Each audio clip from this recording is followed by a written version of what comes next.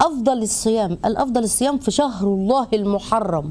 الله، يعني شهر المحرم ده شهر فضيل قوي قوي ومفضل على كل الشهور، وافضل عمل فيه الصيام. ما قالش الصدقه، ما قالش الذكر، خص الصيام. ليه؟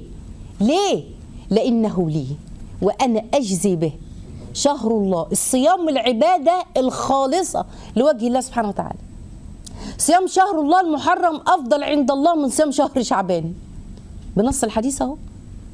لما تشوفوا تبتدي السنه الجديده بعباده، اللي هي عباده ايه؟ عباده العزائم، الصيام، عباده الاتقياء اصحاب العزيمه. ابدا السنه الجديده بصيام شهر الله المحرم، ونهايتها برضه بشهر محرم ان شاء الله. يا رب ما بينهم مغفور، قولوا امين. شهر الله المحرم في ايه؟ ده في يوم عاشوراء. ايه يوم عاشوراء ده؟ ده اليوم العاشر من شهر محرم. ها، اليوم دوت له ميزه عند ربنا.